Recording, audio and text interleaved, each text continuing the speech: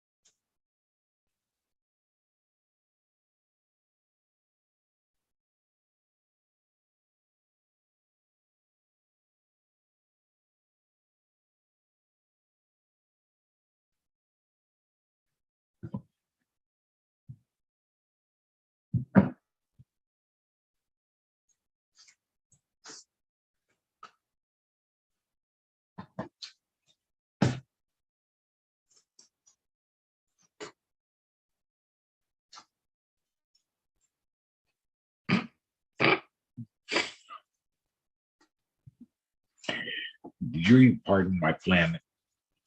No. The woman serving this guy a meal. It says, I never claimed to be a math wizard, but even I can figure out that 325 degrees for 1 hour is the same as 650 degrees for 30 minutes. Okay. It burned to a crisp. They don't turn me on that funny. So every once in a while I'll read them. I think it's good. Okay, these are I guess I really don't want to do this thing today.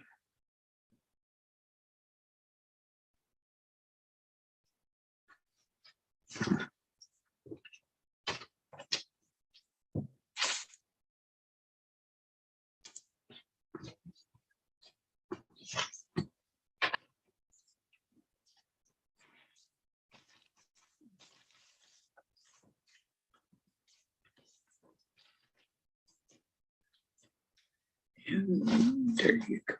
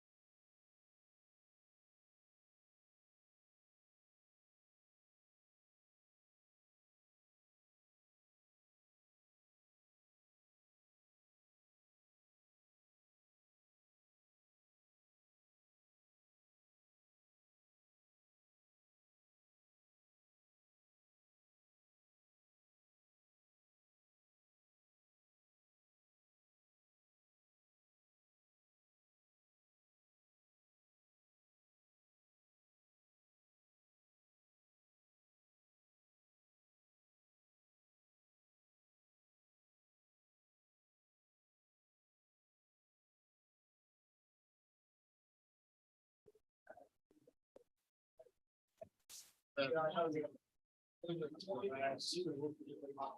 we're going to go ahead and get started.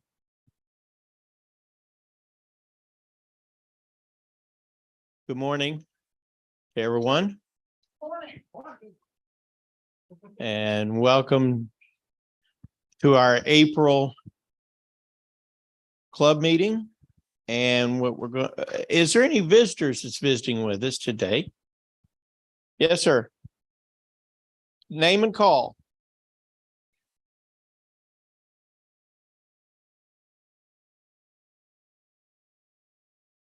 A new one. Good morning. Welcome to the club meeting.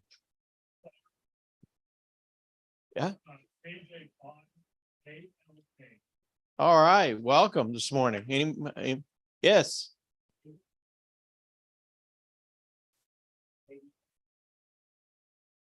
Good morning. Welcome to the club this morning. Yeah.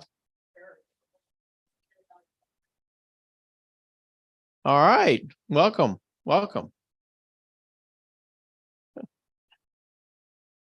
Well, good morning. Welcome. Welcome as well.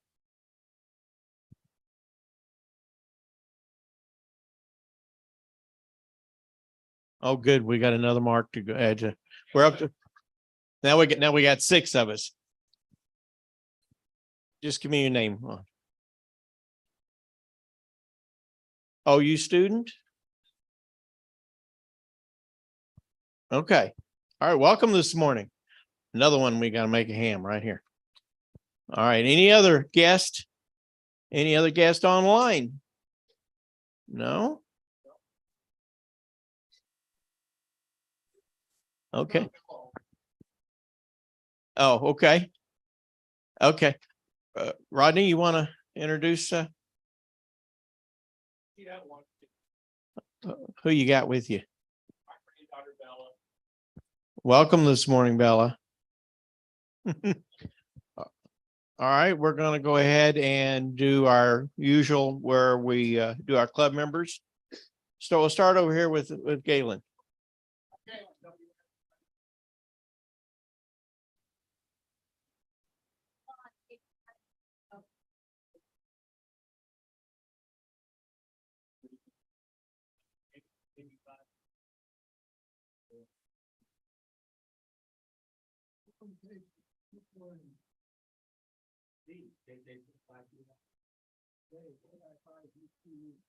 Bill, KE5F, 10, KAWTE, KF5UCA, Larry, W5LHC. Nathan, KB3, ZCC. What was your first name again? Is Caitlin. Gayland. It's Mark, KI5CHC. David, KI5QMF. You go ahead and you call him. Eric, KI5EFF. Mike, KI5YYU. Your turn. And Dan, K35.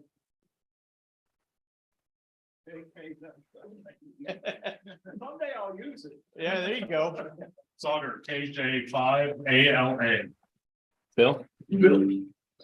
Oh, Phil. Oh, KD5UGO, Bill. Bill, N5AQ. Chris, K550. Mark, N5HZR. And we've got Lee, W5HLG. We've got Mike, KE5ASN. We got Drew. Good morning. Yeah, we got Mr. Peter Laws. We've got Al, AE5L, and we got Mike, KB5HXT, and I Mark N5AZQ, and that's good. We got everybody here this morning. A nice crowd.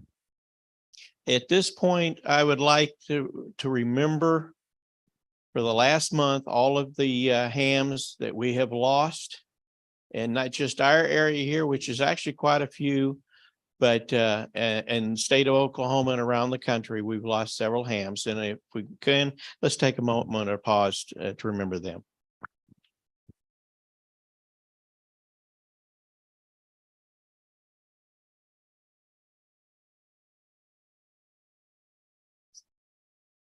Okay, we're going to go ahead and start here. I'm going to pass it off to Mr. Klein and let him introduce the program for this morning.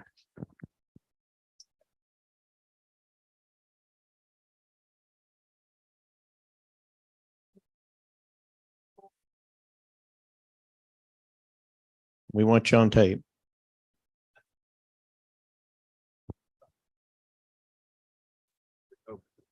Good deal. Good morning and glad you all came. Our guest speaker, he ran out on me. There he is. Our guest speaker today is Gayland Kitch. There he goes. He's running for the door.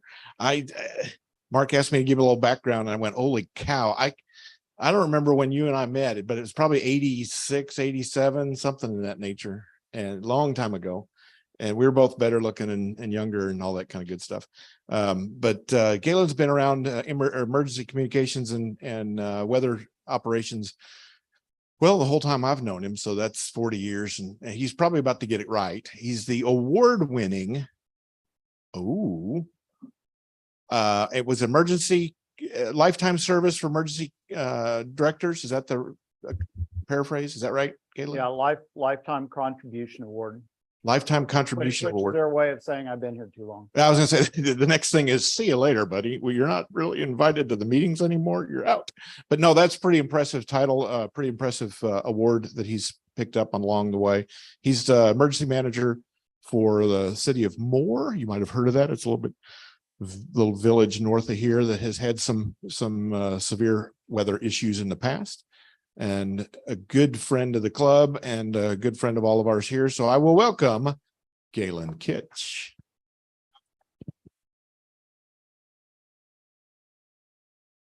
Well, good morning, everybody. Did I get it? Yeah, that's on. Okay. So this morning's talk was kind of going to be a hybrid of a whole lot of things, and I've whittled it down. So I'm going to take my emergency communications hat off and let y'all play with see my hair probably playing. But we're going to talk about severe weather and spotter operations. And for those, how many of y'all have ever been to a spotter class? Okay, hopefully this will all be a refresher. How many of you ever been to one of the talks that I've done at like our senior center or at one of the churches? Okay, well, we've spruced it up a little bit, hopefully. But we're going to talk mostly about severe weather. Go ahead, Mark. So the first rule of severe weather is take care of yourself. You know, the emergency managers, the public safety people, the weather community, the integrated warning team, all of those things can say all sorts of things. Yeah, you should prepare, you should do this, you should do that. Well, you know what? It's on you. It's on you. Protect yourself. Take responsibility for your own safety. Know what the weather is going to do. What's the forecast for today? Sunny and cooler, yeah. At the appropriate time, be aware of what the threats are coming in on you and take some sort of action and don't wait. You know, you look at these slides up here, anybody golfers? Yeah, I got a few. Golf course is probably not the place to be when there's a thunderstorm around, right? How about the stadium? That's probably not a real good place to be in a thunderstorm either, with 80,000 of your closest friends. Or enemies. And I was going to pick on you anyway. So how many times have we had home games and had lightning in the area? It's just a matter of time, right? So, and I would bet, by the way, Eric's former retired public safety. So I would bet that the stadium announcer can probably say, A, we're delaying the game, or delaying whatever festivities at the moment's going on. And what's planned? They're supposed to go under the bleachers? Yeah. How many people do it? I'll bet it's not half. Yeah, it depends, yes. You know, I kind of do the same thing in my capacity at Moore. I watch the weather during some of our high school football games at our stadium. And we're lucky to get people to come out of the stands and take shelter where we ask them to, which is not under the metal stands. But they do it anyway. So be sure, my gosh, protect yourself. Think of your own safety. You come first. Take action, don't wait.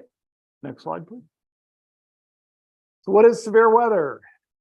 Officially, it is winds of 58 miles an hour or better. 1 inch plus or 1 inch hail or greater, and or the conditions surrounding a tornado. 1 inch hail, by the way, is the size of quarters. I don't know if you can see it right. Can you go back to the lead slide?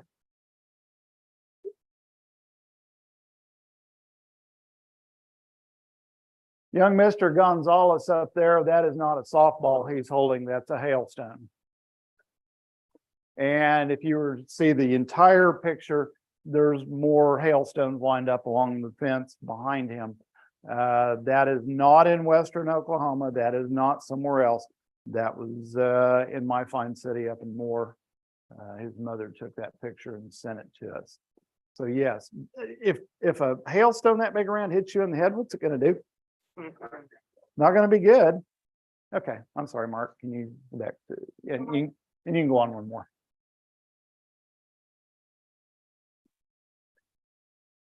Watches and warnings. Somewhere in casual conversation this morning, my ears picked up weather alert. Do we have weather alerts? No. We have watches, we have warnings. There's also right now advisories, but those probably are going away. We've been on a team for many years. Who all in here has weather service connections? I don't see Ken. Yeah, a couple of y'all. Things do not move quickly in the National Weather Service, correct? It's typical federal government. Wheels grind slowly. We have been working, I say we, emergency managers, weather service, meteorologists, broadcasters, social scientists, have been working on a project now for at least 10 years, if not longer, to update the watch warning advisory system. We call it the WAWA system. But for the moment, watches and warnings are still here. Watches and warnings will still be around. But what's the difference? So on the left, you see a watch. It runs all the way from north central Kansas clear into northwestern North Texas. That just means that severe weather is possible. Doesn't necessarily mean that it's happening, but it means that it's possible. The conditions are right, and they're typically issued for large areas, as you can see, and for time periods that are in the order of hours. So it might be that the Storm Prediction Center, which is housed down at the National Weather Center down on the research campus, Storm Prediction Center might issue a watch for either a tornado or for severe thunderstorms, effective for all of this area from 1 p.m. through 8 p.m. tonight. Hours. On the other hand, when weather is actually occurring, when severe weather is actually occurring, is when they issue a warning. So we have watches, we have warning. Watches mean pay attention. You don't need necessarily to take action right now unless you need to go clean the spiders out of your storm shelter. But you don't have to go to the Frady hole during a watch when a watch is issued. However, If a warning is issued, which you see a tornado warning there, actually you see a severe thunderstorm warning on this storm that's in the watch. These storms don't have warnings on them, but this one does. If a warning's issued, you need to do a couple of things. You need to figure out, am I in the area that's warned? And if so, I need to be doing something. And I need to be doing something right now. Now's the time to go to the Brady hole. Now's the time to get the kids in who are out shooting hoops on their goal or playing football or whatever they're doing outside. If your grandkids are playing softball out at the park, that'd be a really good time to say, game may or may not be called, but my kids are going. Severe weather's actually happening. It's happening right now. Warnings are issued for terms of half hour, 45 minutes, maybe an hour, depending on the speed of the storm. I don't know if you can see the radar up above my picture or above my finger here, but can you put a cursor over the hook echo there? Is that possible? Maybe not. Anyway, over right above over here, Mark, over on the warning, Yeah, right there. Yeah, that's a hook echo on the radar. That means there's probably a tornado. And in this instance, yeah, there was. By the way, this area right here is the city of Norman. The street you see up where the cursor is, that's the city of Moore. And yes, we're getting ready to get blasted by the May 20th, 2013 tornado. Okay, so how do you get your weather information? These guys? Sure you do. We all, come on, let's be honest about it. Yeah, we all hate them. Did I say that on a recorded line? Yeah, nice try. Look, they have a job to do. They have a couple of jobs to do. And it doesn't matter which one of them we're talking about. It doesn't matter whether it's Mike or Damon or David or one of the guys or gals that work for them. They have a couple of jobs. Number one is to provide their viewers with information. And they do that. You think about it, they actually do that. And they're amazing. They have teams that go out in the field and provide you with visual information. It's not just somebody standing in front of you like I am right now, just talking. They actually then can show you a visual on many of these storms, whether it's from their helicopters, from their ground teams, whether it's off their city cams. They show you information because we all know that when it comes to an emergency, people want validation. It's not enough for the weather service to trip off the weather radios, the guys on TV to say it, me to set the sirens off. There's a tornado coming. It's not enough for most people. Most people go, really? Well, and what do? Some of them do that.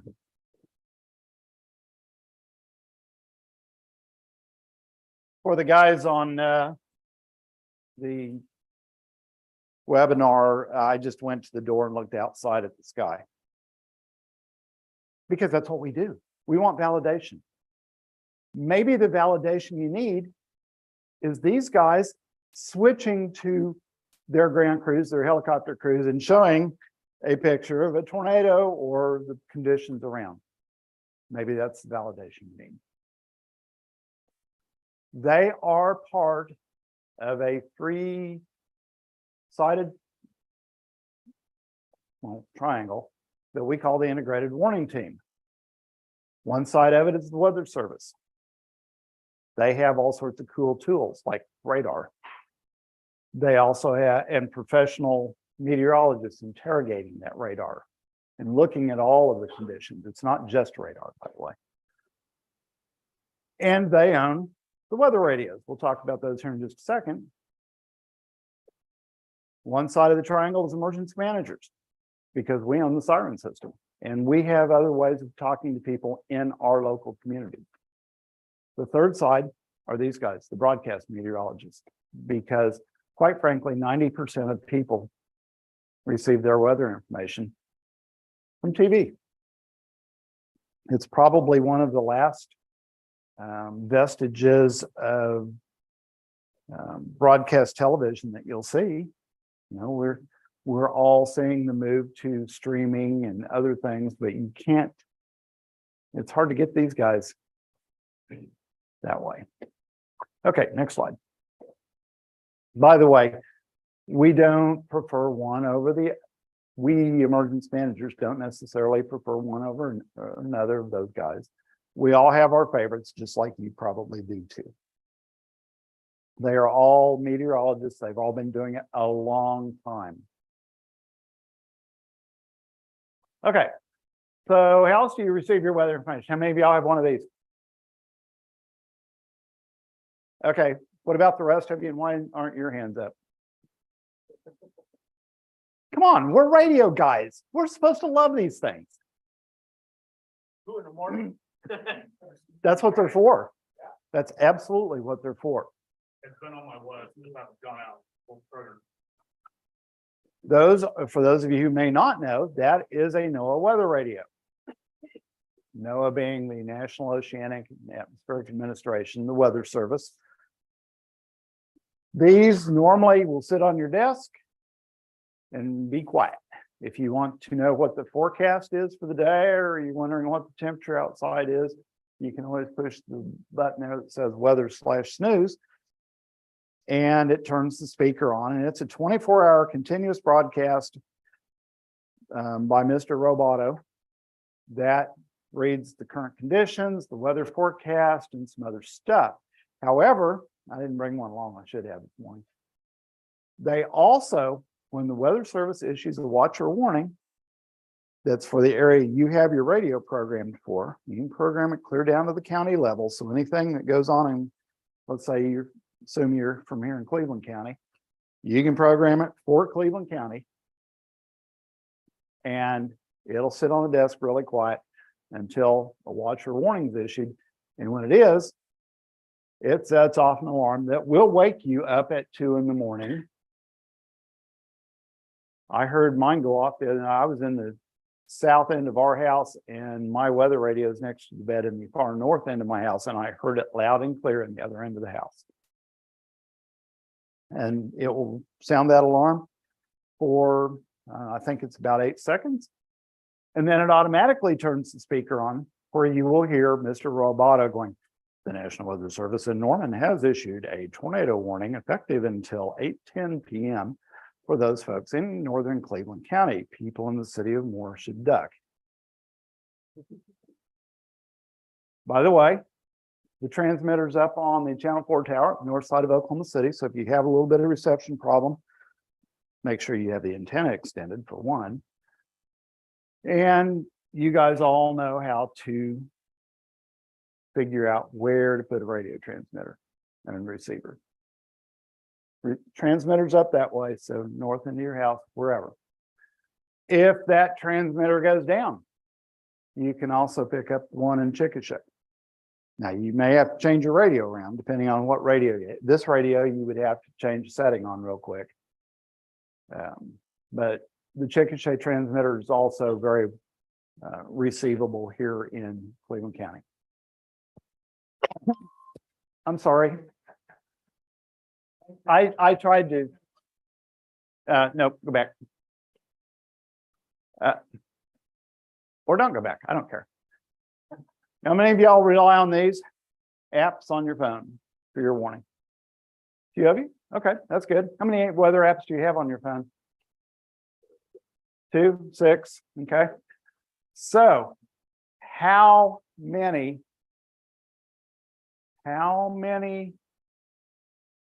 we need multiple ways of receiving information warning. So if you have 6 apps on the phone, is that 6 ways? No. Your phone counts as 1. Doesn't matter how many apps you have on it, counts as 1. Because what happens if your battery's dead? What happens if the cell service goes down? What, we can play what if all day. By the way, here, I'll pick on Eric. This is easy. What is this called during a disaster? Close. I thought I heard it over here. Brick, yeah, that'll work. Paperweight, yeah. Okay, the other thing about apps. Who said 6? What apps do you have? Do you know off the top of your head? Yeah. Do you get warnings off MPing? Okay. Oh, okay. Let me back up on how I said. How many apps do you have that will provide you alert? There's a lot of them. So the Red Cross has one. The TV stations, I think, all have them. I don't know if emergency management stadiums does alerts or not. There's numerous of them. There are also some that claim to be the end-all weather app, and they're actually written and run by some 12-year-old kid in his mother's basement in New York. The point here is, if you're going to rely on an app to provide you safety information about your own life, I would recommend knowing the source of where that information comes from. We all know the TV stations are going to have good, solid information. We're Oklahoma, they know what they're, it may not always be correct. None of them are necessarily always correct. However, if they say if that comes on, it's one of the TV guys' app, and they say there's a tornado warning for Cleveland County, there's probably a warning for Cleveland County. On the other hand, if it's some kid operating, just having fun, it might go off right now. We're not under any sort of tornado threat at the moment, but some 12-year-old kid in his mom's basement in New York, or maybe it's somebody overseas messing with the public. We saw an event of that last week, didn't we? So again, I'm not saying don't use them. That's not what I'm saying. What I'm saying is know the source. Know the source. It's absolutely critical. Okay, now you can move on. Woo! Tornado siren. Old technology. Oh my gosh, they're terrible. Oh, blah, blah, blah, blah, blah. You know what? How many of y'all rely on these? I do. Sure, there's not a darn thing wrong. Okay. So what if these 2 sirens right here were installed in the city of Moore when I was a high schooler in Kansas? Maybe even while I was still in grade school. I have 9 sirens.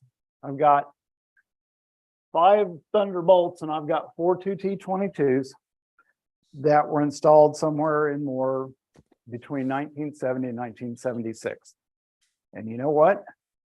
Where's you sit under one of them, or do you sit under the Legacies? Does it knock your ears out? Oh yeah. That's what it's for. Okay. So they were originally used for air raid warnings because the Ruskies were going to come bomb us, right? Probably not a threat, and it's probably not really a valid means of warning for that event anymore. But my gosh, they make a lot of noise. That Thunderbolt's rated at 126 decibels at 100 feet. Yeah, well, that ought to get your attention. The 2T at the bottom is not quite as much. So that's the whole purpose, is to get your attention. And in Oklahoma, we all know, do we have any imports here, by the way, new imports Okay.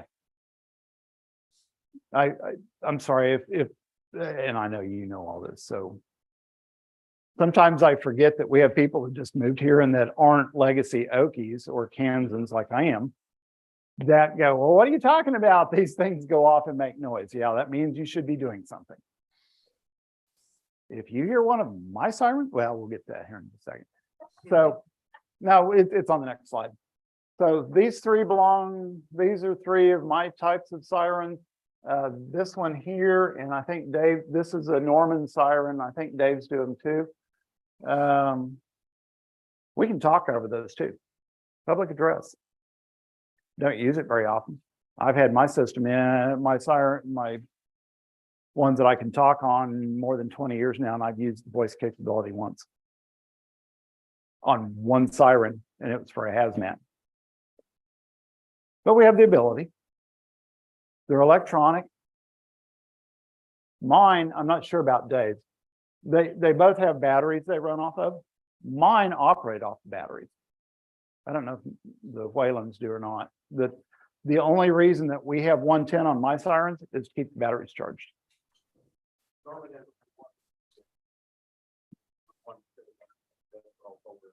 Yeah, so they all run off the batteries. So if you're worried about the legacy sirens, because I can assure you that one runs on 220. And some of the 2Ts I think may as well. And my gosh, the power might get taken out by the tornado that's coming. Well, A, that siren should already be going off. And B, it doesn't matter because on these sirens, yeah, these will quit. These won't. Those sirens run on batteries. I don't know about Dave's on good batteries. Mine are designed to run for about 10 3-minute shots. And I can tell you on May 20th of 2013, I hit them 9 times. And I was expressing concern to my city manager who kept standing behind me going, hit him again, hit him again. Like, at some point, I'm going to be out of battery. He goes, at that point, we'll deal with it. Hit it again. So in that whole event, I only think I blew him like 9 times. So we've got battery power. That's assuming good batteries. Thank you, Larry. Because we just replaced batteries in 4 of them. So these down here, this one is a Federal Model 508. It's the replacement for the Thunderbolts. It makes a lot of noise too. This is an older 2001. That's a Wayland. That's an Oklahoma City siren. So there's all sorts of sirens. Norman's got what, 62 of them? Is that right? 68. I've got 42. You can see a rough map of those.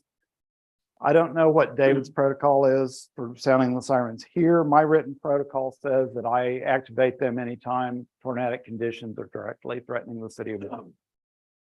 What is a tornadic condition? Doesn't have to be a tornado on the ground. How about a straight line wind of 110 on a derecho that's coming in, expecting 110 mile an hour winds for 60 minutes or 30 minutes? Yeah, I'm hitting my horns because my gosh, that's the equivalent to an F1 tornado. How many of y'all are part of the test net? Yay, thank you. And thank you to the guys who do more. So every Saturday at noon, when the weather's good, most of the communities in central Oklahoma test their sirens. Some of them only do it once a month. We don't talk about the Northsiders. But Oklahoma City, Norman, Moore, Newcastle, Norman, we test our sirens, do an audible test of them. That means we actually sound them. I think David's sirens do some sort of this. Mine test themselves quietly, electronically, every morning at 8 a.m. and every evening at 8 p.m. Twice a day. My sirens will test themselves quietly. That tells us the power's working, tells us the communications are working. And there's obviously, the control board's obviously working. Those are the 3 things that are going to break for the most part. Yeah, occasionally an amp will go out, occasionally a speaker will go out, and we'll find that other ways. But we test them every day. So the audible test merely confirms what gives us ground truth. Ground truth is highly important.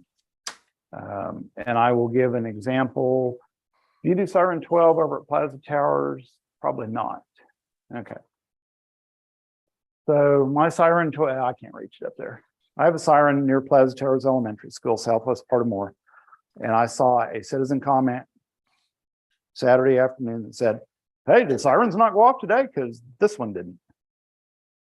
And I'm like, that's interesting because the computer says isn't showing a problem. So I ran a special test on it. Darn if he wasn't right. Activation failed, and we looked at it and it had 3 amps down and 2 drivers. They've since been fixed. So ground truth is highly important to us.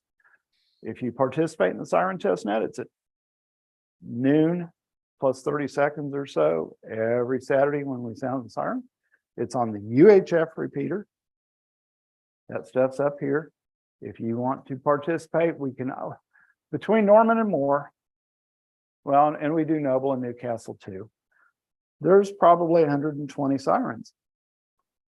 There's no way when I go out and listen, I can hit 4 or 5 because I know where they're at and I know how to drive to get from A to B in a time. And I know some of you guys do that too. Thank you. Thank you.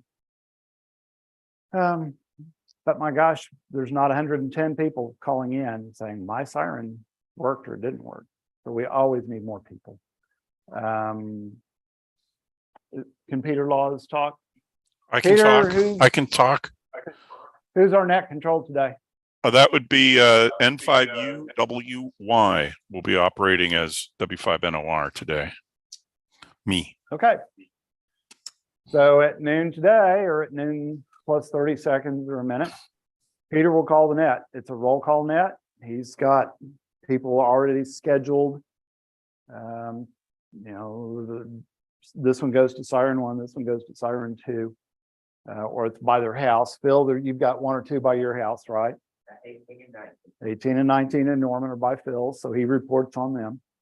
So you don't have to drive somewhere. I know Aubrey drives, sometimes when there's one that's causing Norman problems, he'll get in the car and he'll drive out and sit under it. We always need more people. Always need more people. Come see any of us and we'll get you hooked up if you're interested in doing that for us. We serve Norman, we serve Moore, we serve Noble, we serve Newcastle. And if you want to call one in on Oklahoma City, the information goes to the emergency manager. So Moore's information comes to me. I get an automatic email every Saturday evening saying, here's the test net, here's the sirens that were covered, and here's the report on it. Dave gets one for Norman. I'm assuming Noble and Newcastle do too. Yes, they do. Going around the state, I always get the question, can you discuss the all clear signal that the sirens send? I will here in just a second, since you brought it up. Anyway, if you wish to be a part of the net, get a hold of one of us and we'll get you hooked up. And if you've got a siren you want to listen to, terrific. We would love to have your report. There is a website that lists which sirens already have observers. You can check that as well. W5NOR.org, right? /siren. And you can sign up there too, I'll bet. No, you can't, but you can at least see if your local one has somebody. It doesn't have a link to the yeah, I was gonna say it's an email link. That's what I meant. I'm sorry. Oh, yeah. Correct. Yes, there is an email link. Yes. Okay, what's my next slide, Mark? Is it siren stuff still? Nope. Okay. So yes, I don't know where this came from. When the sirens go off, that means you should be doing something like getting in the Brady hole or taking some sort of shelter. We'll discuss that next. If you hear the siren go off again, that means there's still a threat. That does not mean all clear. There is not an all clear sounded at the city of Norman. There's not an all clear sounded at the city of Moore. To my knowledge, there's not an all clear sounded by anybody. Where that came from, I don't know. We've never done it. And I don't believe Norman's ever done it. I could be wrong way back in the day, but it does not mean all clear. Don't hear the siren the second time and go, oh, it's okay, I can come out. Did you want to say something? I have a comment I'm going to make. It's important, I think. Had a neighbor, and on Saturday afternoons, sirens go off. She knew that I participated in part of that and knew what they were doing and time and so forth. And she said, Mark, I couldn't hear it from my den. I said, the sirens aren't intended for the people that's in their home or a business. They're intended for the people that's outside away from a structure that need to know that there's a warning or something it can harm them. And she did not know that. Back in the day, I stated earlier that sirens that I'm familiar with been around since the early 70s. I grew up in Kansas in a community about the same size as Moore. And there was the siren nearest to where I grew up was about half to 3/4 of a mile away, and it was a thunderbolt, like the big. Could hear it inside our house because our house was built such that I don't think it had air conditioning when in my younger years, mom and dad installed it, which meant we slept with the windows open. Yeah, you can hear it then. But do we build houses that way today? No, we build houses intentionally so we don't have to listen to our neighbors, right? Or the teenage kid's car across the street, or the arguments from the domestic going on down the street. We intentionally build our houses so to shut out outside noises, which includes tornado sirens. So, okay, enough on sirens. Let's move on to sheltering. The whole goal in sheltering is put as much stuff between you and the wind as you can. And I'm going to talk about wind, not necessarily just tornadoes here. Because as I stated earlier, if you've got an 80, 95 mile an hour wind, does it matter whether it's rotating or not? It's still finding the houses that aren't constructed properly. It's still finding roofs that aren't tied to the structure. It's still finding tree branches. It's still finding the pile of junk out in the back and scattering it, right? Yeah, including antennas, towers that aren't properly guided, yeah. Okay, so what you want to do is put as much stuff between you and that wind as you can, because it's the stuff blowing in the wind that's probably going to get you one way or the other. Let me say that again. It's not the house coming down on you for the most part. Why is the house coming down? Because it's flipped the roof off, and that lets the wind in. So put as many ceilings as you can between you and the storm. If you've got a basement, woohoo! You got an underground Brady hole, woohoo! That's good stuff. What if you don't? First floor. You want to be down as far as you can get. You want to put as many walls between you and the outside as you can. First wall may fail, second wall may hold. First wall may have the board fly through it, slows it down. Second one slows it down. Get under sturdy things. Flip your couch over and get under it. That would be fun, wouldn't it? But it's the idea. It's one more barrier to that wind. Put a coat on. Wrap yourself in blankets. I was blessed about a year ago to build an above ground storm shelter. I have an engineered shelter at my house. I'm never home to use it, but I have it. Someday I'll retire.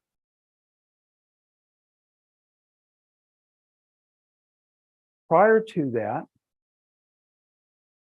The shelter at our house is an interior master bedroom closet. The clothes on both sides come to about here. We've got enough room to walk down the center with clothes all around us.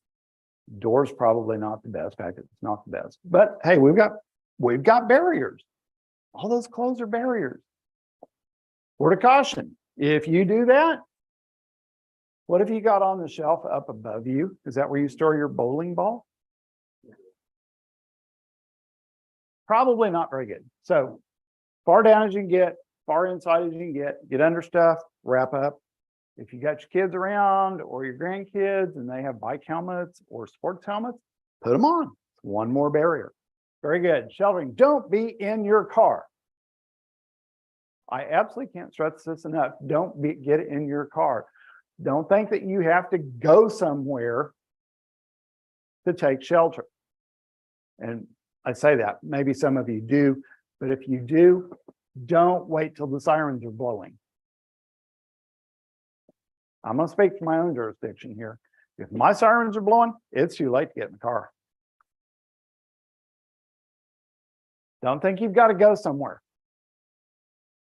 How many of y'all have F-150s? I know there's a few. I drive one. Clayton drives one. A couple of others. You got a 250. This is a Ford F-150. It flew 5 houses. Got turned sideways when it found the tree as it's flying sideways through the air. It wrapped itself around the tree. You can't see it very well. That's the front bumper. That's the back. You can see it better over here. It bent the frame, front tire touching the back tire. How much force do you think it takes to do that? Do you think that if you're in that car at the time or in that pickup, that you're going to have any chance of survival? Sorry, none. Don't get in your car. Next slide, please. And don't get in your car to go to a public shelter because, hey, there aren't any. I wish Grizzle was here. I don't think Norman has any anymore. We've never had any. And don't fall into the trap of, well, I know more than you, those guys do. I'll just get, I know all the schools more have shelters because we paid for them. And by God, I'm going to go get in one of them. Why? Those shelters aren't for you. They're for the kids. They're designed for the amount of people that there are at the schools.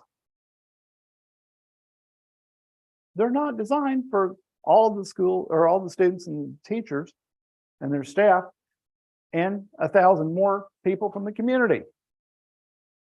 Same goes for the hospitals. Oh, I can get in the hospital. I can get in the parking garage of the hospital. Think of it this way. Where did I just tell you not to be? In your car. How do you get to a public shelter? In your car. And your car is going to become a flying projectile. Think of it this way.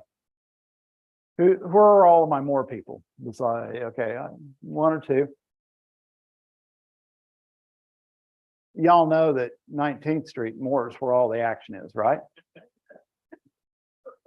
You ever tried to cross the I-35 bridge at 19th Street during rush hour or at noon or at 5 p.m.? Yeah. Let me put it this way. My fire department called me the other day wanting me to fly a drone mission for them to document some of that because we have a fire station that's a couple of blocks west and they have a terrible time in a fire truck with lights and sirens getting across and through bridge. How about that if you've got 10,000 other frantic people trying to run from the storm? And they're driving like idiots to begin with. What do you think your chances of survival there are going to be? If that's where the tornado or the winds come. And by the way, when we have tornadoes, is it just where the tornado is? No. There's straight line winds too associated with that. A lot of times off the rear flank downdraft. Most of you know that we got Plaza Tower School destroyed May 20th, 2013. If you looked at the shopping center that's a half-mile south of there, where Okie Tonk and 1907 Burger Bar, although I don't think it's there. Anyway, all that, yeah, it blew the front and the rear out of that building too. It wasn't tornado winds, it's straight line inflow. And by the way, the hailstone that you saw young Mr. Gonzalez with, that was a couple miles north of a different tornado event. So that's not true. A tornado, if I can avoid the tornado. Well, yeah, but you can't avoid the rest of the stuff. Don't get in your car. Don't go to a public shelter because there aren't any. This, by the way, if you can't see it, that's a car upside down, or I'm sorry, on its nose in a pile of debris. You think somebody would have survived in that? Probably not. Okay. And heaven forbid, if you live in a mobile home, that ain't the place to be. Even if it's tied down will help, but it's not going to survive. And you can see this mobile home its foundation was just cinder blocks. That one, I don't know what, that was on a platform of some sort, it looks like. Not anchored to the ground. Remember what I said about houses? And if they're not anchored to the sill plates properly, or if your roof's not anchored, it's all about big mechanical connection to the ground. I don't have a picture of it here. I snapped a picture in 2013 of a house that was one block directly east of Plaza Tower School. The only thing left standing were some interior walls where the residents wrote it out. They were just fine. I'm sure he had to clean his pants out afterwards. My gosh, why wouldn't he?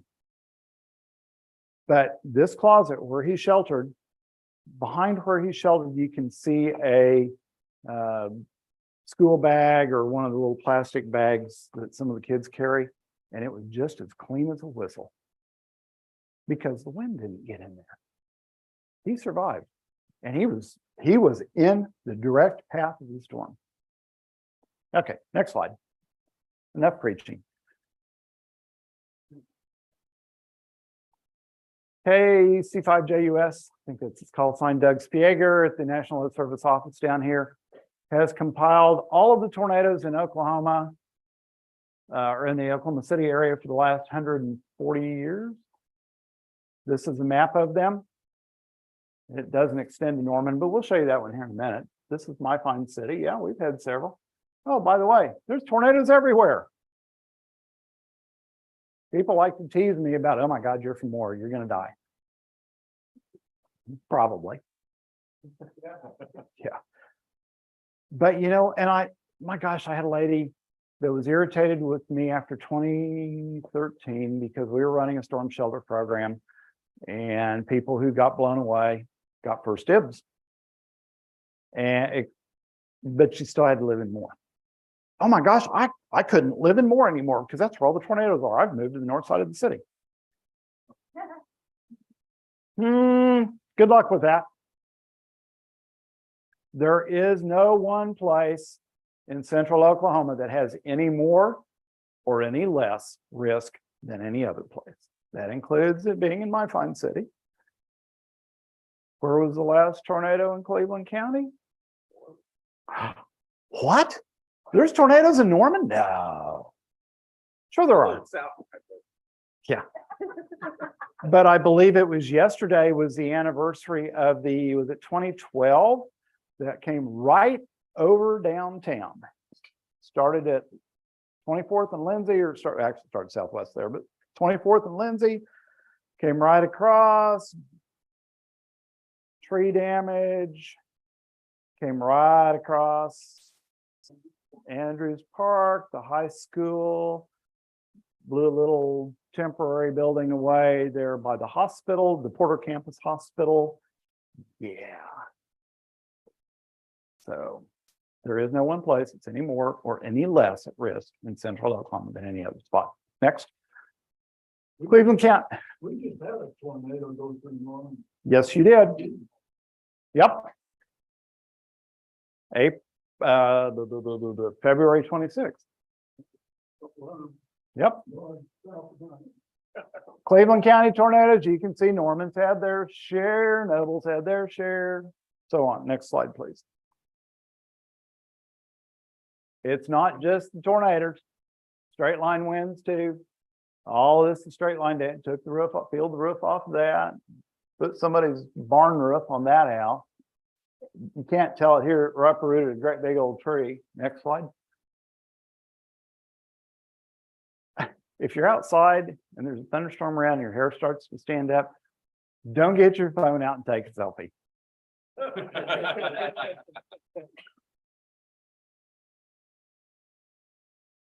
Because that's what these folks were doing, and they are no longer with us.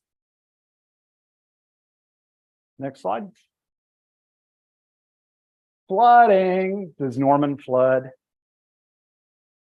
So, and we have our spots in more too, as you can tell, because that top picture is one that I took. If you are out and there's flash flooding going on, and you have water flowing across the street, don't drive through it, please. Because can you see that the roadway still exists? Does the roadway still exist? What if you had tried to drive over that when the water was still flowing and hiding that? Shoop, boop. Or maybe there's that big old log in front of it. Next slide. This picture, or these two pictures, are pictures I took. I apologize for the quality, but it was difficult conditions. This is, I can't tell you where I was at, but I was out East Norman somewhere. 48th and Rock Creek, maybe. Don't hold me to that, but I was out there somewhere. And you can see up there, you can see fire trucks and ambulances and a rescue boat, because this lady that's right below that green line up there decided to drive through a half mile of standing water, flowing water, and of course didn't make it. She ended up on the roof of her car. We had to use that boat to go in and get her, endangering not only her, but all of our responders too. Next slide. Spotting. I'm about out of time, aren't I? Wow. I lied when I said I wasn't going to take that. Spotter program. It's our job to go out and provide ground truth information to the EOCs. Here in Norman, it's most of you guys, the SCARS organization, the ham radio operators on the VHF repeater. If you, in Moore, we use dedicated volunteers with public safety radios that we've given them. Dave's one of ours.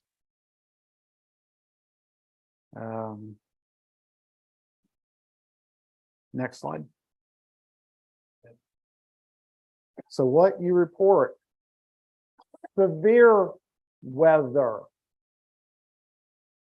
58-mile-an-hour winds are better, 1-inch hail or better, quarter-size hail or better, tornadic conditions. What not to report, please. We don't care about skies. How many of you know what SLCs are? Scary looking clouds. They are Scary looking clouds. absolutely scary looking clouds.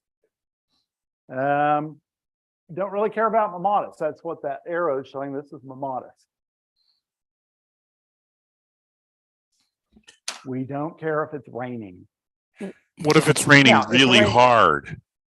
I was going to say, if the rain is causing a problem like flash flooding, yes, maybe. But in the heat of the battle, we don't care. We don't care about pea-sized hail, unless maybe it's the first report of the day. So if you've already heard somebody say, we've got a little bit of pea-sized hail starting here, don't go, hey, I've got some too. Oh, I've got some too. I've got hail. I've got hail. You're jamming up the net. Because you'll notice it says radio silence, please. That is not the time for chit chat. And what you can't see over marks where it says you're screen sharing, don't, I'm here to save the day. We don't care. Report. If you go ahead, next slide. Give us your call sign. We want to know who you are. Where are you? What direction are you looking? And what is it you're trying to report? Norman EOC, this is KI5UQU. I am at 48th and Rock Creek, northwest. I am looking to the southwest and I see a wall cloud. Finger off the button. By the way, if you give a distance, that's good. Near far is probably better because anything beyond that, you're going to be wrong. Even the seasoned pros, how many of y'all have chased smoke plumes before thinking, oh my gosh, it's really close. And you drive and you drive and you drive. The only other thing is if you're reporting hail or wind and you say, I'm WX5MOR and I've got 58 mile an hour wind. Okay. Are you estimating that, or is that something you have some way of measuring that? Clear, concise. Go ahead. So, any questions, comments? Questions? Comment? Bill? Now, becoming part of Tornado Alley of the Fear. Have any of those people contacted you or other folks from Oklahoma with some tips on what to do? No, not that I'm aware of. The question is, states to our east appear to be having more tornadoes.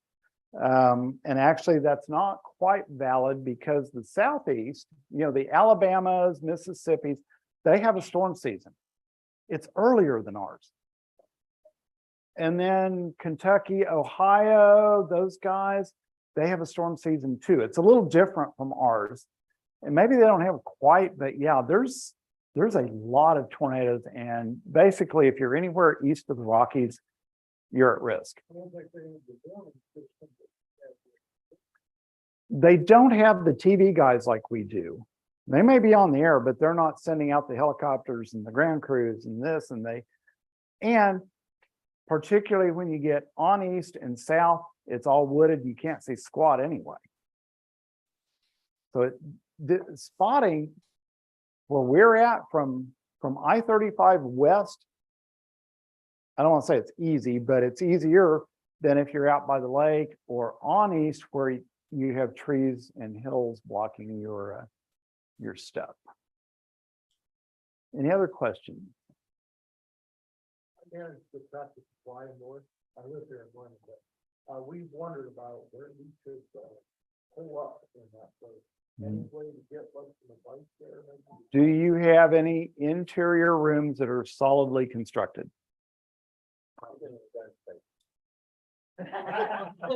Yeah. Well, once upon a time, somebody did that and it took 5 something to get them back out. So. We actually learned something about that on May 20th. The employees at Tinker Federal Credit Union took shelter in the vault, which is a good place. And they shut the door, except the door is meant to keep people out, not lock people in. And so fortunately, they had a big burly police officer that was their security officer that day, who was trying to hold the door shut because it was trying to blow open, because again, it's not meant to, and my understanding is that the banking people recognize that and have gone back in, they've shared it with their colleagues and they've gone in and retrofitted a bunch of their vaults so that they can be shut internally if you wish. Beyond that, I can tell you, do not shelter at Walmart. We used to have a trailer. I don't know how long you've been around here. There used to be a trailer park over where those new apartments are on the west side of Telephone, and they used to go, oh, we'll go to Walmart, because you're not going to be in a trailer, right? It may have been better than a trailer, but not by much.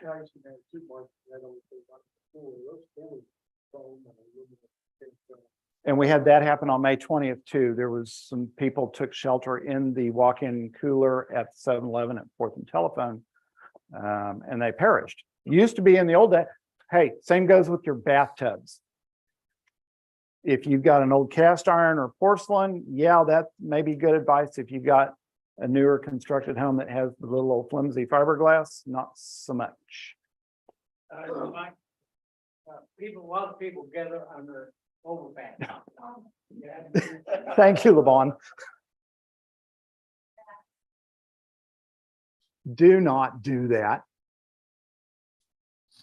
Don't take shelter under an overpass because you don't get your new car hailed on. Well, A, be aware of your weather. Don't be out in it. B, when you do that, that blocks it. May 3rd, 1999, we had another F5. Oh, we had the first F5, let me put it that way. And my partner was trying to get into the 911 center to supervise 911 operations while I managed EOC. And an hour later, he shows up after we got hit. He goes, I got caught under the bridge. And he knew that wasn't the place to be. I-35 southbound under the bridge, and I assume northbound was the same way, completely blocked from one side to the other. He couldn't get through. Tornado came right over him. Yep. He had a chunk of concrete in his driver's seat about this size. Fortunately, he bailed out for somewhere else. Don't park under overpasses and block the roads. Just don't time based off of that. If you're stuck in your car, you're on the highway, whatever, sirens are going off, you can hear them, or hell, you can even see the wall cloud or lowering. What's that? Drive sideways to it. If it's coming this way, You're drive that way. You're already in trouble. Yeah, you're in trouble. You Yeah. screwed up already. Don't try and outrun it.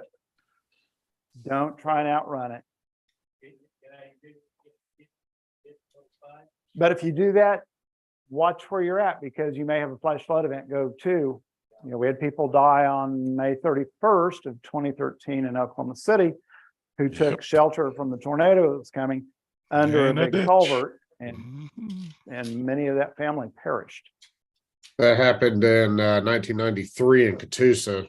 Some of the deaths from the F4 up there were due to people taking shelter in a ditch. Yep. Other questions, comments? Don't speak of the girders of those 5 feet. Is it speeding up? Depends on the construction of the bridge. What Chris is referring to, Chris's comment was, don't get up Get up under the girders. Highway bridge either. That's only in Kansas, I thought. And over Kansas. That's where that video there is from. Yeah. There is fabulous video of a tornado that passed over. There was news reported he was stuck on the turnpike. There wasn't anywhere to get off. So they stopped, got out, ran up under the part of the bridge where they could get shelter, and they survived. And it's great video. And if you've seen the video and don't know this, look at it again. And when they turn around and point the camera this way, there's a van on its nose being spun with 2 people in it who were injured but survived. But the construction of that bridge, they had open girders so they could get up, and the girders stopped the wind. Take a look at some of the bridges around here. You'll see all of that filled in with concrete. So it is literally like this. And if you're right here, there is nothing to protect you. Any other comments, questions quickly? Okay, before I give the microphone back, how many people here are working the marathon? Okay, I've already given you one. I've already given you one. I've already told you. There is a change in the sag wagon operation as of yesterday afternoon. Is there anybody else? Okay, so the sag runners are being dropped off at a different location. They're not going to the MASH 10 anymore. If you're not signed up for the marathon, why not? It is April 30th. There are somewhere around 80 to 85 amateur radio operators that are supporting that in a variety of positions, including providing communications at the medical tents. Some of the others, I don't see Lee's hand, but if I could see Lee, I'll bet his hand's up too. Relay exchanges, ice and water delivery, Dave's involved with that, and some other stuff. So sag wagons, we can always use more help. come see us and we'll get you signed up. So again, thank you. And I'll be around if you have other comments, questions, or observations. Let's thank Galen for the great weather. And we also want to thank him for all he does to protect us. That's his job. All right, let's take a 5-minute break and we'll come back and do our meeting.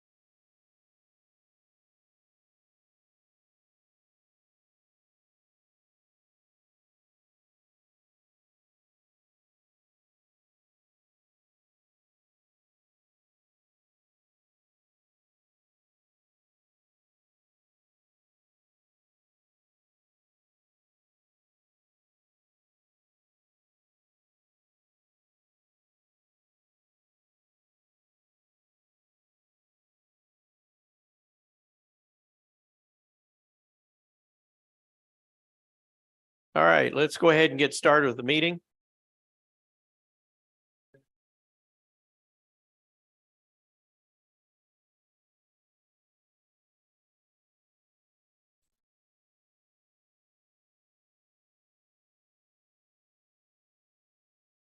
Okay, the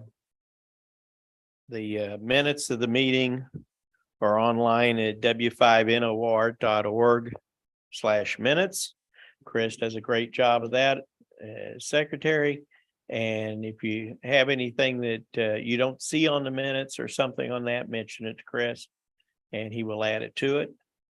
That way, if you happen to miss part of it or you had to leave early for some reason, you can get the information of what went on in the meeting by reading those.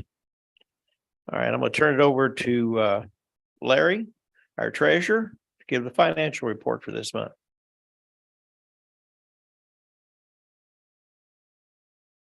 Okay, I'll start out with profit loss. Should have it up here in just a moment.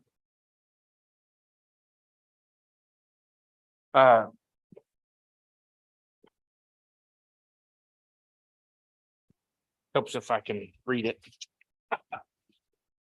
We had a few members join in March.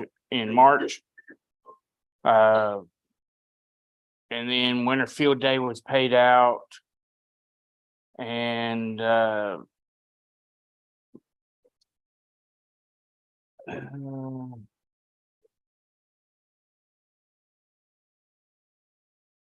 donuts, so came in net loss of $33.95 for the month. The $1 public donation was from PayPal. Big donation there. So checking account got $2,600 in it. And $23,520 in the savings account. And $240 in the petty cash. I'll be making deposit this month, probably after today. So total assets $26,439. We also received a letter from Penn Square Mall to Alfred and the club for helping with the participation of their weather awareness day. Everything, they had thousands of people come through the mall. Hundreds of people stopped at the booth that we had. Lots of interest was arrived, and I think even the lady that put it on and sent us this letter went through the technician day and got her technician. So And her dad and her friend. And So- they're getting 2 volunteers at the marathon. Wow. So. Anything else? Anyone have any questions? We Larry, will be looking forward to, Larry, yes, I have not Yes. heard from Amazon. They were supposed to give us one more disbursement from Smile. I have not seen hide nor hair of that yet. I have not seen anything in a checking account, Okay. so. All right. Thank you. Yeah. Oh, yeah. Go on to Amazon, you can still go on and Smile. I don't know if it works or not, but you can still go on there and buy it, make your purchase. You could, yeah, Phil said you could still use Smile, but we're not getting any benefit from it. I think there's one more distribution that puts on our way. All right. Thank you, Larry. We do have field day coming up, summer field day coming up. It's important that we show the general public as well as other emergency groups, fire, police, emergency management, and so forth, what we can do for communications. And we can set up in a field. That's the whole idea. And we can set up fairly quickly. So we need a lot of volunteers to come out for field day. It's always at the end of June. It's always like the last weekend in June. Fourth weekend in June. Thank you, Peter. Fourth weekend in June. And we're going to do, like we normally do, set up three stations. We're going to do a CW, SSB, and data. And so we need a lot of volunteers to come out. If you're new to amateur radio, come out and play with the radios. Come out and see what it'd be like, you know, if you're tech, you want to be a general, want to see what you can do on HF. Hey, come out, you can play radio. Yeah, even if, that's right. If you're old with radio and you haven't played with them much lately, come out to field day and do that. See our setups. See what we're coming up with, new ideas to do field day. But we need a lot of participation from everybody. So spread the word.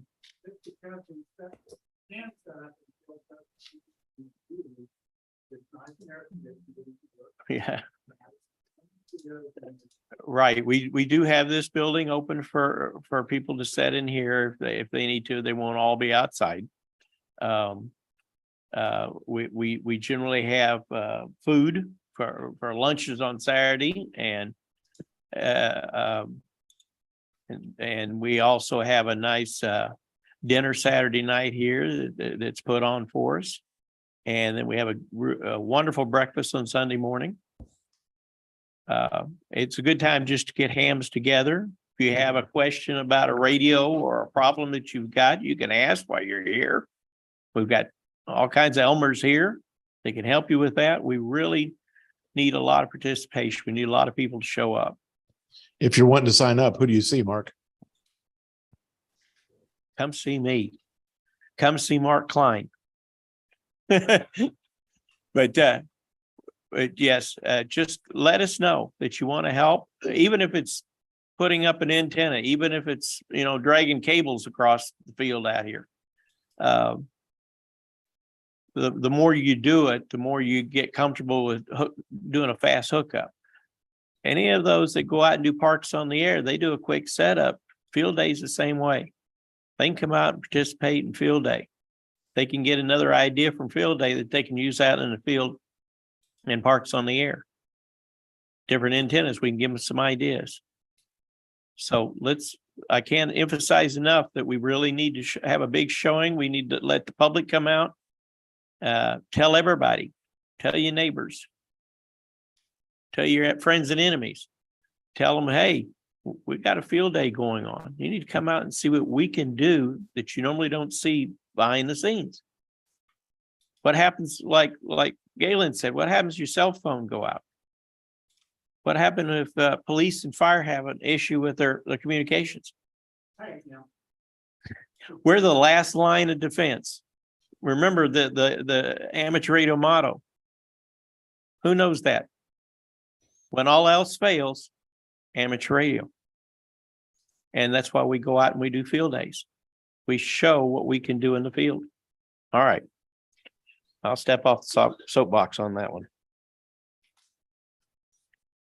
Now I'd like to bring in our illustrious Oklahoma section manager, which we are very glad to have as part of our club, to talk about ARRL and all the neat functions getting ready to happen and things for the future. Mark? Yeah, hello. Thanks for having me. I enjoy being had. No, it's a different line. The ARRL is the American Radio Relay League. It's the national organization of amateur radio, which has been around since 1914. Where's Bill Robertson? Do you remember him starting up back in 1914? You wasn't there. Okay. I'm just checking. Close. Yeah. Close. He was an early member. The group puts on all kinds of things from Hamfest to field days and all that kind of stuff across the state and the country. Mark and I, and I don't know who else went to Claremore. We had the Hamfest up there in Tulsa. It was another good event. We had a scars table and had a couple of folks sell some stuff on the scars table. So we had a good presence up there. 94 flea market tables plus vendors plus, I don't know, 1,000 or so of our friends were up there at Claremore. So that'll be fun. The next one of those is going to be in Oklahoma City at the end of July. That one will be at the Oklahoma City Community College. Can never remember the new name from 30 years ago. A place to come buy stuff, sell stuff, trade stuff, learn stuff. So it's a good operation. Field day is going to be a big day for us. Hopefully good weather. All the weather folks that raised their hands earlier, please get us a good weather for the fourth weekend in June. That would be nice to have. No tornadoes, no snow, no nothing else. Yeah, put that order in. We always put the order in every year. It's not always understood correctly. John Stratton, the division director out of Austin, was up in Tulsa and talked a whole bunch of stuff. One of the not fun things is that the league has got some money problems. They're with lack of membership. And if you haven't heard, books aren't selling as much as they used to. So they're working on trying to fix the funding of the ARRL, but they're in good shape for now. They're hitting hard on a couple of legislative pieces. The one that they're working on that's got biggest traction is what's called a symbol rate. So if you're doing data transfer, WinLink, those kind of things, legally you're bound to 1,200 baud by the FCC. And the new technologies have come in that let us go faster in the same amount of bandwidth. So if you're talking a 2,800 hertz signal, we can now go up to 30 and 40 kilohertz, 30 or 40 kilobit rate. However, by law, we're only limited to 1,200. Every time there's a disaster, the first thing the ARRL is, they send a letter to the FCC and says, please ignore that for the next week or 2 or 30 days and let us go faster so we can transmit data back and forth. And that lasts for about 30 days and then they shut it down.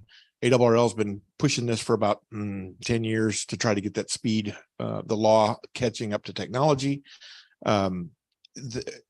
They have a couple Congress folks that have said, you go see if the FCC will make that happen. We've got the SWICs, the statewide interoperability coordinators. Hey, I didn't stumble. Through Gayland's help, we've got Oklahoma that wrote a letter and a number of other states that our SWIC asked her friends and other SWICs to send with the ARRL to tell the FCC, we want this higher speed. And these Congress people said, if that doesn't work, we'll change the law. So they have to. So it's kind of like, here's a hammer and then here's a sledgehammer. So hopefully that one will come through so we get the higher speed. The homeowners association, who's a homeowners association here? Homeowners association piece is still up in operation. Congress is dragging its feet. What was it? Gayland was talking the speed of city. This is the speed of state and federal, which goes even slower. And but the goal is to get an ordinance or get a law passed, which will let you put amateur radio towers, radios, equipment in homeowners associations that currently ban them. Like you can put up an over-the-air transmission radio or TV, but you can't do it for amateur radio. So they're looking to get that one changed as well. So they're really positive on that. When that gets some traction, we'll ask all of the good folks of Illinois, where are we at? Oklahoma, to call their Congress critters and say, this is what we want to do. We had a bill that was supposed to go through to change the texting that would allow hams an exemption to do. It makes it clearer in the law if you're driving while you're using electronic devices. And a guy out of Owasso area put in a bill to exclude amateur radio from the list of people that can operate an electronic device while they're driving. And that law never made it out of committee. So it's still sitting there waiting to do something. Lots of cool, fun stuff there. Oklahoma POTA is still up in operations today. If you want to, this is POTA weekend. If you want to go do some stuff there, jump on and get on the Parks on the Air piece. Any other questions statewide? Let me know. We'll do some stuff. You want to do anything else? Elmer Night. Elmer Nights Tuesdays here in this room, 6:30 to 9 p.m. We're here to offer any assistance. So if you got a radio that needs to be reprogrammed, or if you got something else that needs help, we had a bunch of reprograms last time, and some new technologies are showing up in that event. It's always a good time. You can join us here 6:30 to 9 or on Zoom, w5nor.org/Zoom. You can join via Zoom and ask your questions there as well. So we've got both of those areas up and running. Anything else? That's it. Picnic tonight, maybe. Huh? Picnic is tonight, 4 o'clock at the Denny Ranch. Denny's not here. I bet he's over there starting to get the fire going for the barbecue. Anything news on food? Phil, are you doing the food or? Okay, we'll pass it on to Uncle Phil. Let him do food. But 4 o'clock, front page of the website has the directions to get there.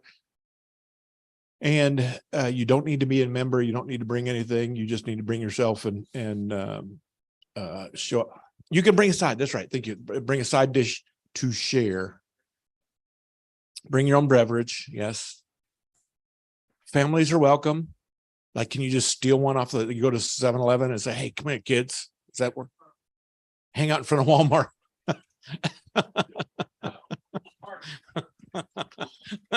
Okay. More upscale kids. So you go to Target. Is that what it is? Oh, I see. Wow. Okay, I'm done, I think. All right, thank you, Mark, for the ARR report. At this point, we need to go to the nets, and we'll start with Mr. Phil on Aries.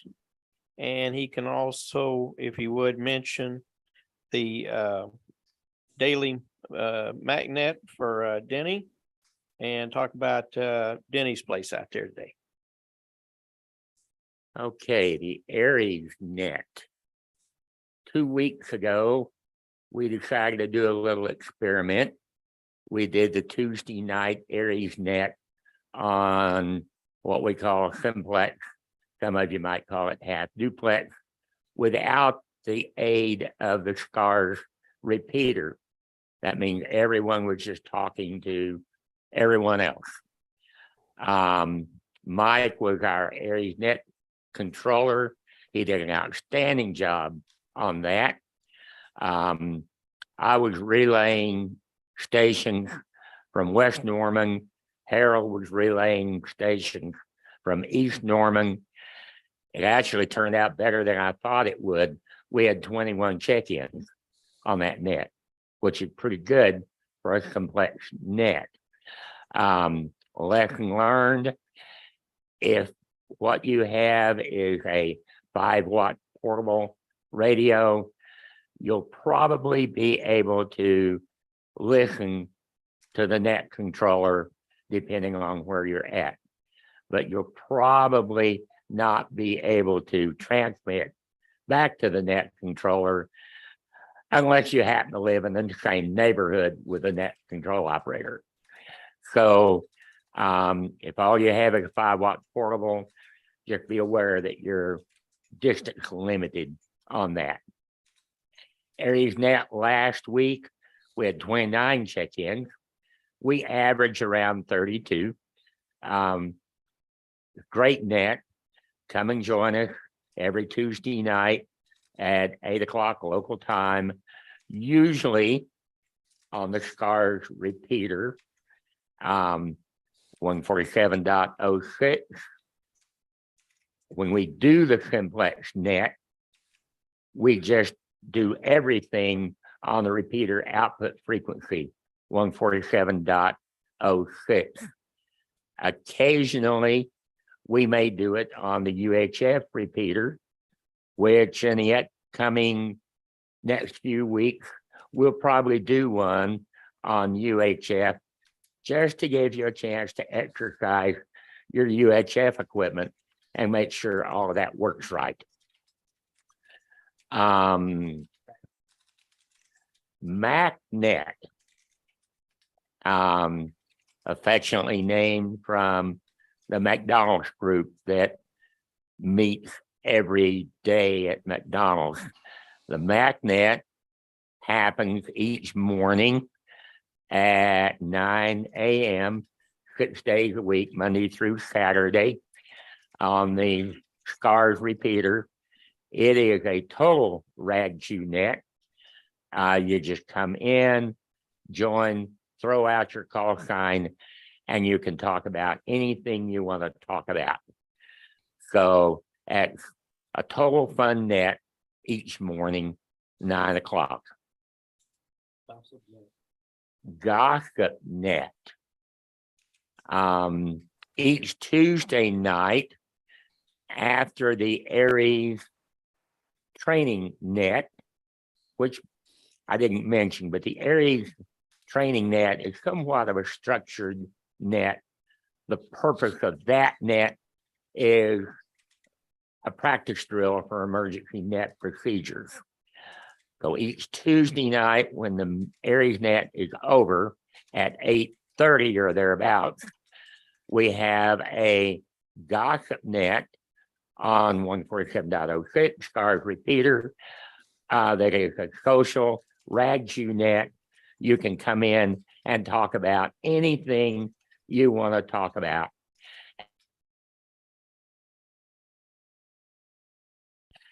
If you gossip so long and blabber so long that you time out the SCARS repeater and shut down the repeater, you will be awarded one of the coveted limited edition Golden Thumb Awards given out by Denny or whoever's got them left. And you can be a coveted Golden Thumb Award recipient.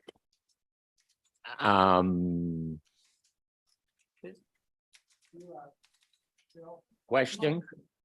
You might note that your ability to choose on your portal, the template net is going to be also a lot on whoever the next control operator's antenna and radio station. That's exactly correct. If you're operating with a 5-watt portable, I'm not going to tell you you can't operate from inside your car because I've done it, but you are severely distance limited. And a Golden Thumb Award. Look at that. That's what it later look like. The repeater does a remarkable job. It's a high power transmitter on a 300-foot tower. And from your car, I talk all the way from Mustang to Purcell to Shawnee to Edmond. But we had an actual storm net a few weeks ago when the electric power at the repeater site went off. So the repeater went off and we were all operating on simplex. And if all you have is a 5-watt portable, you are severely distance limited. So take that into account. Thank you. I'm finding out the speed though, it's going to be a lot dependent on whoever the next control is on their setup, whether they're operating, antenna at 10 feet or an antenna at 30 feet or an antenna at 60 feet. That's why we set up myself and Harold at relay stations to try to help those that were limited in power to get around Norman. If you're up in more with a 5-watt portable, you're screwed. What if one of your next control stations happens in Picnic, last note on picnic, come and join us. Borrow a spouse, borrow some kids, bring them out. Dean and I are going to go out after the club meeting here and buy food. We'll be bringing the food out, start cooking sometime around 4 p.m.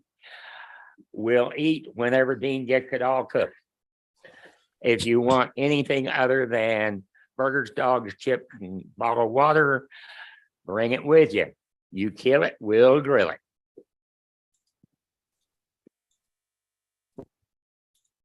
Thank you, Phil, for that information. Appreciate that.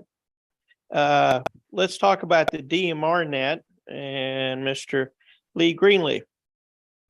Thank you, sir. Every Monday night on Talk Group 3140, we have the statewide Aries DMR net. We always try to have a little training session with it and try to give folks some pertinent information about what's happening in the Aries world, especially statewide Aries world. And while I've got it, I want to go ahead and put a plug in for Talk Group 31408, which is what's called the Tornado channel or Tornado Talk Group. And during severe weather, that is monitored, not only monitored, but you'll hear all the weather flashes going out from the National Weather Service on that frequency. So again, that's 31408 if you have DMR capability. Otherwise, meet us on the Aries DMR net every Monday night, 8:15 p.m. Talk Group 3140. It's either me or Mark Klein doing it. Thank you, sir. Thank you, Lee, for that information on DMR net. Now I'm going to go to Mr. Bill Baker and talk about 10-meter net. As you know, we have a 10-meter net every Wednesday night, 8 p.m. Central Time on 28.445 upper sideband. Would make a plea again to any new folks, or if you haven't been on HF for a while, now's the time to do it. Sunspot cycle is climbing, and 10 meters, 12 meters, 15, 17 are more affected by that than other bands. But if you're tired of just talking across town or up into the city, recently Mark worked Sri Lanka on FT8, which is almost exactly on the other side of the world from us. Yesterday, I worked China and South Korea on FT8 with 40 watts. There's a little more to it than just talking across town on a repeater. And if you enjoy that thing, now's the time to get in it. The sunspot cycle is climbing. I just looked a while ago, and it's the number is 150 something again. So it's a good time. Bill, can you comment on the fact that I heard cherubs and angels sing last week when the West Lindsay location of Main Street of McDonald's opened back up? It has passed the ham test. They've remodeled inside. It's bigger than it used to be. I don't know how they managed to do that. Artists. The seats are a little hard though. They meet there 9 to 11 every day, but Sunday. Thank you, Bill. I'm going to mention about the 6-meter net. Jim KG5BIM does it on Monday nights at 8 p.m. on 5200 upper sideband. Now's the time to see whether or not you can get on 6-meter and dock out there. That's a good way to check your rig and your antenna setup for that. Some people have mainly, 40 to 10 or 80 to 10. Some have 160 to 10. They don't always have 6 set up. So that might be a way to get yourself set up for 6-meter. All right, we're going to go to Mr. Peter Laws to talk about the siren net. We have a siren net. You may have heard of this from Mr. Kitch. Every Saturday at noon, most of the cities in the central Oklahoma area test their outdoor warning sirens.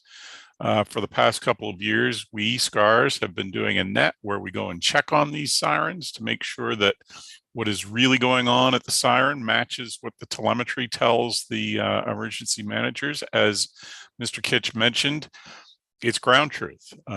It's not unlike the Weather Service looking at the WSR 88D weather data from the radars, but still needing ground truth to see what's happening underneath the radar beam. Similar idea, a little less pressure, not as much danger. But we do the net every Saturday, weather permitting, and we're going to be doing it again today.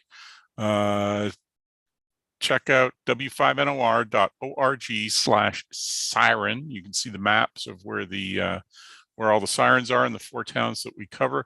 We didn't really talk about it during the Gayland's presentation, but we don't do Oklahoma City, and the reason we don't do Oklahoma City is because we can't do it justice. Oklahoma City is roughly the size of Rhode Island, give or take. And they have a lot of sirens, and we could maybe cover 2 or 3 of them. So doing any kind of organized thing is tough. On the other hand, we do a pretty good job on Norman, even though with 68 sirens, we don't have half of them covered, but we have 20 or 30 of them covered. Same with Moore. We need more help in Moore. If you're a new ham and you live in Moore and you live near a siren, we can probably hook you up with something. Siren at w5nor.org gets to the net control operators, and we'll get you all set up there. And there, it's on the screen there is a web page. So we'll be testing today and reporting in. All right. I appreciate that information. If you would give an updated VE report. Oh my goodness. Mark, if you would put the list up, the extensive list up on the thing there, please. Thought I had it in my browser here, but I don't.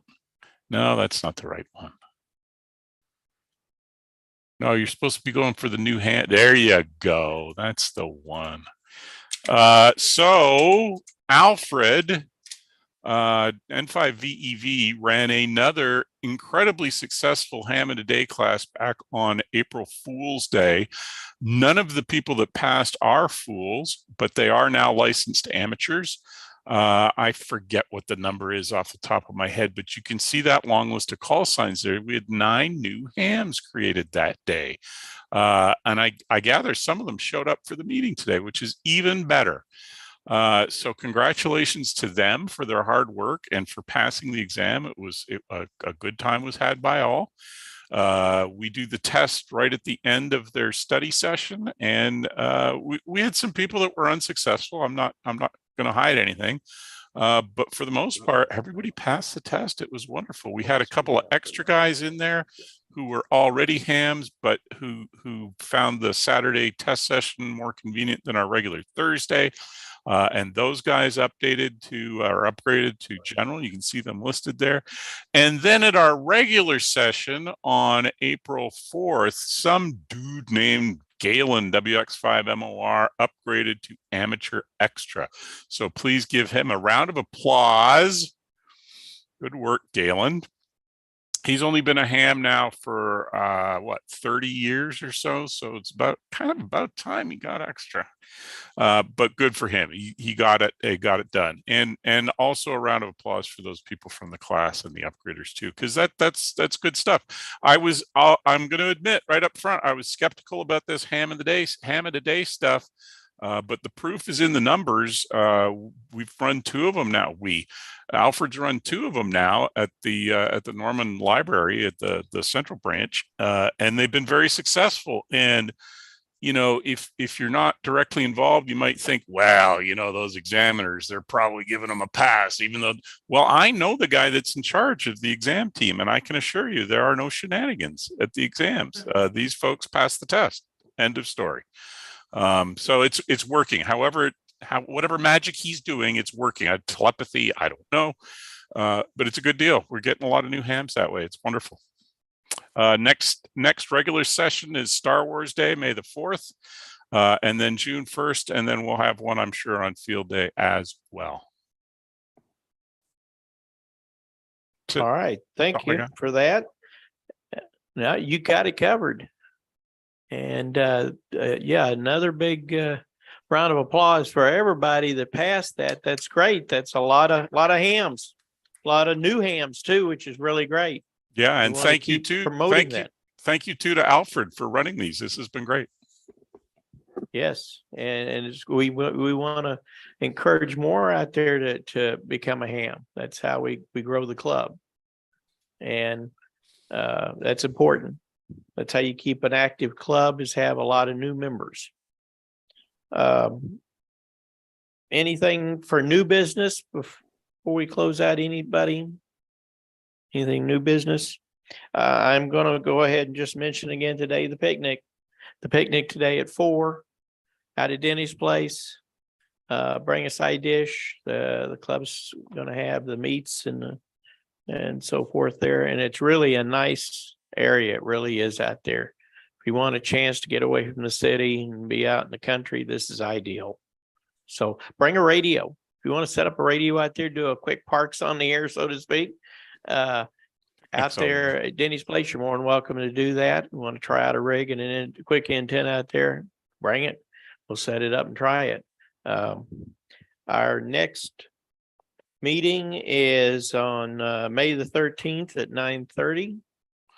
So with that, we'll go ahead and close out the meeting for April.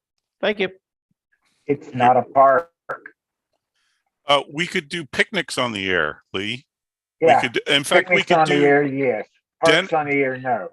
Denny picnics on the air, Depota. Denny's picnics on the air. I don't know. You'd probably get a lot of people trying to work you. Hey, I just put my go box anywhere I go. There you go. Yeah. Yeah, you were a big hit again at the 1 day thing there. Good. I'm glad people are liking that. Yeah, that I don't understand how that class thing works. They're using Mark's book. Learn the answers in a day. I know. And you do it, regurgitate it. That's it. Just like the kids do in college. They don't learn a damn thing anymore. Well, I don't know if that's true, but I don't know. They're doing well on the test, and if that's what they're doing, okay, that's fine. We at the club provide Elmer nights, and we'll get them straightened out. Yep. But I don't know, man. They got to be motivated. I need to finish my extra. You do. Yeah. You're right. You do. Yeah. I'm working on it. Good. Okay, I am co-host, so I got to get ready for the siren net. I'm co-hosted, so I need to hit leave, and that should not end it for you. Yeah, I'm gone. Toodles. All right, see you later. Have a good one. See all you guys later. Take care, Drew. Take care, guys.